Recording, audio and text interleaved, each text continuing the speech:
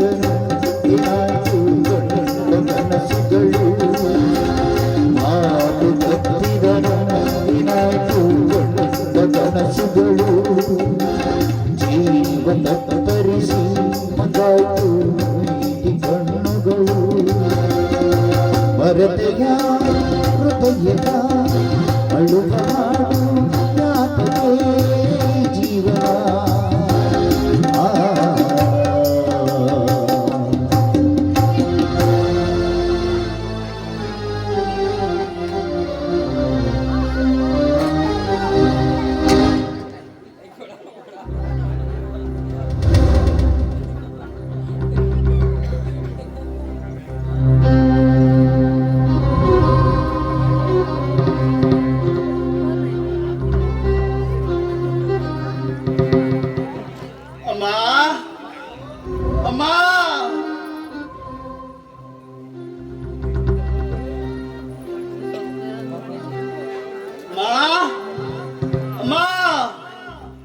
ಎಲ್ಲಿದೆ ಅಮ್ಮ?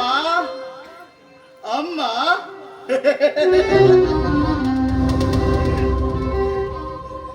ಅಮ್ಮ ಎಲ್ಲಿ? ನಂಗೆ ಅಮ್ಮ ಅಪ್ಪ ಯಾರು ಇಲ್ಲ. ನಾನು ಏನು ಇಲ್ಲದ ಪರದೇಸಿ ಹುಚ್ಚ ಹುಚ್ಚ.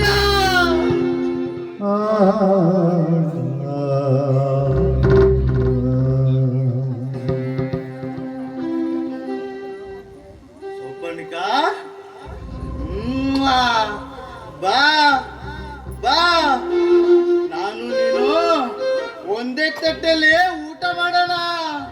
ಬಾ ಬಾ. ಬರ್ಬೇಡ ಬರ್ಬೇಡ, ಅಲ್ಲಿ ಅಮ್ಮ ಕುಂತಿದ್ದಾರೆ. ಬರ್ಬೇಡ ಬರ್ಬೇಡ.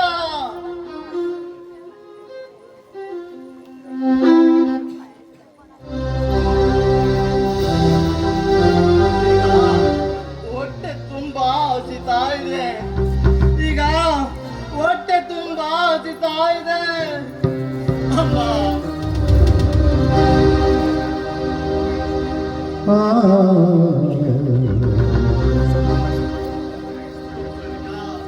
ನೀನು ಊಟನೂ ಕೊಡಲ್ವಾ?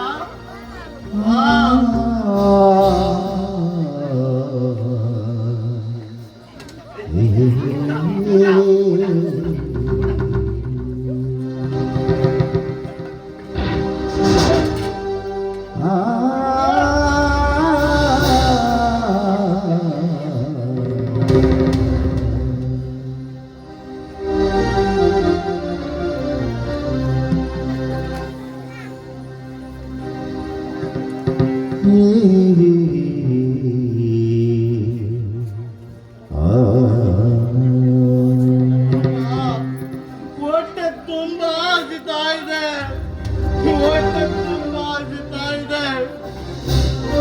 ಎಲ್ಲಾದ್ರೂ ಹೋಗಿ ಊಟ ಮಾಡ್ತೇನೆ.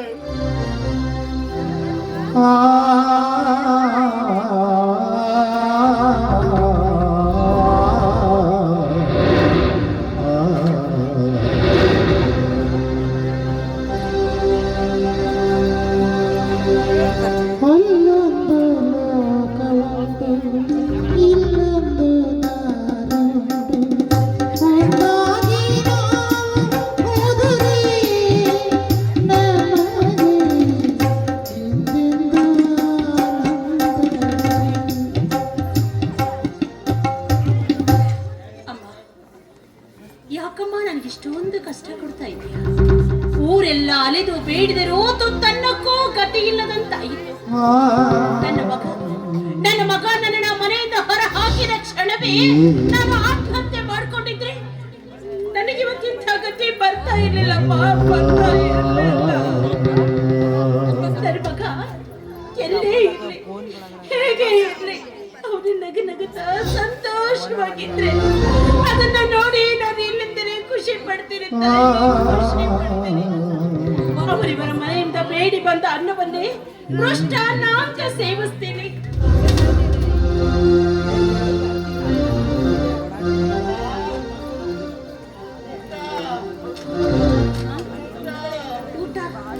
ಇದೇನಿದು? ಯಾರು ನನ್ನನ್ನ ಊಟ ಊಟ ಅಂತ ಕೇಳ್ತಾ ಇದ್ದಾರಲ್ಲ. ಪಾಪ, ಯಾರೋ ಏನೋ ಹೊಟ್ಟೆ ತುಂಬಾ ಹಸ್ತಿರ್ಬೇಕು ಅಂತ ಕಾಣಿಸುತ್ತೆ. ಬಹುಶಃ ಅವನು ನನ್ನಂತೆ ಒಬ್ಬ ಭಿಕ್ಷುಕನೇ ಇರಬಹುದು. ಇರ್ಲಿ ಪಾಪ, ಅವನಿಗೆ ಅನ್ನವನ್ನ ಕೊಟ್ಟು ನಾನು ನೀರು ಕುಡಿದು ಬದುಕ್ತೀನಿ.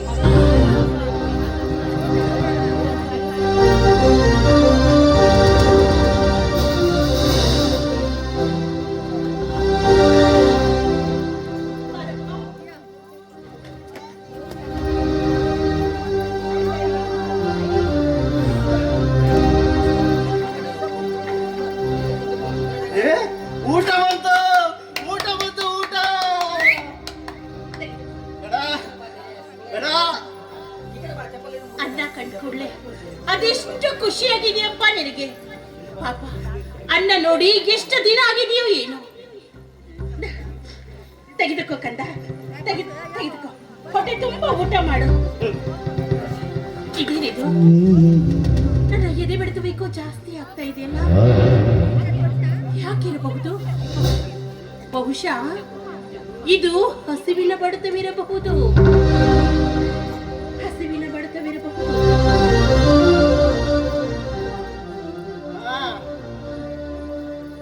ಅಮ್ಮ, ಅಮ್ಮ, ಈ ಶಬ್ದವನ್ನ ನಾನು ಎಲ್ಲಿಯೋ ಅಮ್ಮ ಕದಾ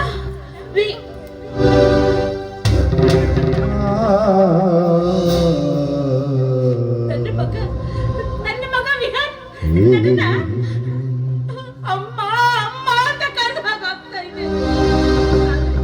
ಅವನು ಯಾಕೆ ಇಲ್ಲಿಗೆ ಬರ್ತಾನೆ? ಎಲ್ಲ ವಿಧಿಯಾಟವನ್ನ ಬಲ್ಲವರು ಯಾರು?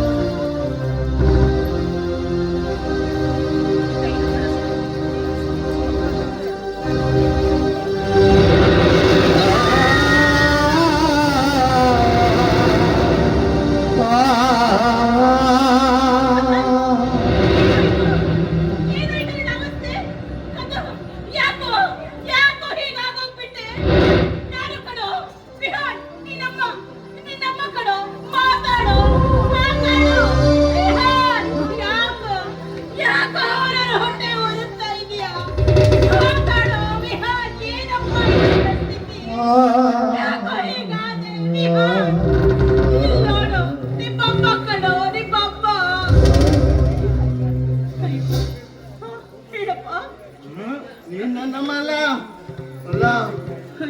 ಅಯ್ಯೋ ದೇವರೇ,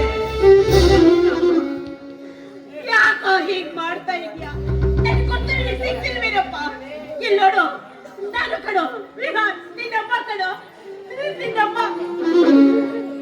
ಯಾವ ಕೈಗಳಿಂದ ನೀನು ಮನೆಯಿಂದ ಹೊರನೂಕಿದೆಯೋ ಆ ಪಾಪಿ ನಾನೇ ಕಣಪ್ಪ, ನಾನೇ. ಅಮ್ಮ, ಅಳ್ಬಾರ್ದು, ಅಳ್ಬಾರ್ದು.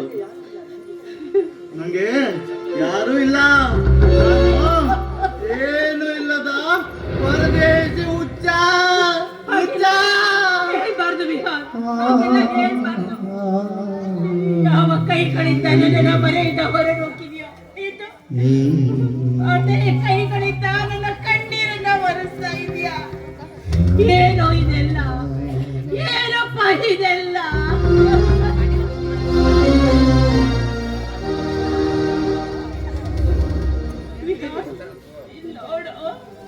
ಕಾಡಿನ ದಾರಿಯ ಮಧ್ಯೆ ನಿಂತು ಅಳ್ತಾ ಇದ್ದಾರಲ್ಲ, ಯಾರಿರ್ಬಹುದು ಇವರು?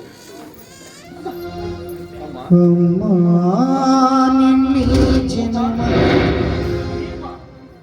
ನೀವು ಇಂಥ ಹುಚ್ಚನಿಗೆ ಕೈ ತುತ್ತು ತಿಂತಾ ಇದ್ದೀರಾ?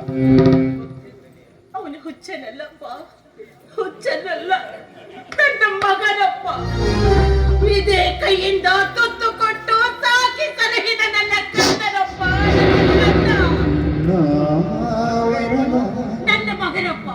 9 ತಿಂಗಳು ಹೊತ್ತು ಹೆತ್ತು ಸಾಕಿ ಸಲಹಿದ ನನ್ನ ಕುಮಾರ.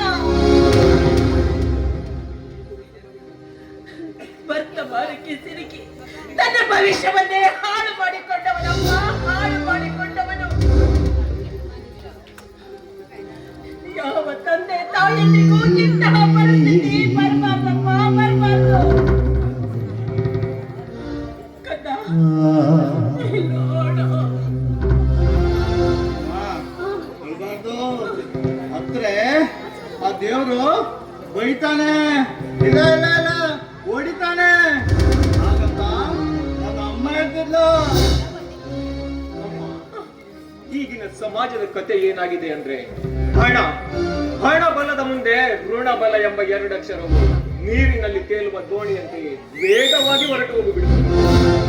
ನಾನು ಈ ಮಾತನ್ನ ಯಾಕೆ ಹೇಳ್ತಾ ಇದ್ದೀನಿ ಅಂದ್ರೆ, ಈ ಪ್ರಪಂಚ ಕೇವಲ ವೃತ್ತಾಕಾರವಾಗಿದೆ ನಿಜ, ಆದರೆ ಆ ವೃತ್ತದಲ್ಲಿ ಬರುವ ಯಾವೊಬ್ಬ ಪ್ರಜೆಯೋ ಸರಿಯಾಗಿಲ್ಲ. ಇಂದಿನ ಚಿಕ್ಕ ಚಿಕ್ಕ ಮಕ್ಕಳು ಗಾಂಜಾ, ಹಫೀಮ್, ಜೂಜಾಟ, ಸರಾಯಿ ಬಿಟ್ರೆ ಬೇರೆ ಏನು ತಿಳಿದವರಲ್ಲ. ಅವರಿಗೆ ಎತ್ತವರ ಬೆಲೆ ತಿಳಿಯಬೇಕಾದರೆ ಅವರು ಈ ಸ್ಥಿತಿಗೆ ಬಂದಾಗಲೇ ಅವರಿಗೆ ತಿಳಿಯುವುದು. ನಾನು ಈ ರೀತಿ ಹೇಳ್ತಾ ಇದ್ದೀನಂತ ಬೇಜಾರು ಮಾಡ್ಕೋಬೇಡಿ. ಹೌದು, ಹಿಂದೆ ಇವನು ಹೇಗಿದ್ದ, ಈಗಾಗಲೂ ಏನು ಕಾರಣ ಹೇಳಮ್ಮ. ನಿಜನಪ್ಪ ನಿನ್ನ ನನ್ನ ಮಗ ಹೀಗಿರ್ಲಿಲ್ಲಪ್ಪ, ಹೀಗಿರ್ಲಿಲ್ಲ. ತುತ್ತು ಕೊಟ್ಟ ತಾಯಿಯನ್ನ ಕಿತ್ತು ತಿಂದ ಮಗನಪ್ಪ ಇವನು. ತುತ್ತು ಕೊಟ್ಟ ತಾಯಿಯನ್ನ ಕಿತ್ತು ತಿಂದ ಮಗನಿವನು. ತುತ್ತು ಕೊಟ್ಟ ತಾಯಿಯನ್ನ ಕಿತ್ತು ತಿಂದ ಮಗನಿವನು. ನನ್ನ ಮಗನ ಬಾಲ್ಯ ಹೇಗಿತ್ತು ಅಂದ್ರೆ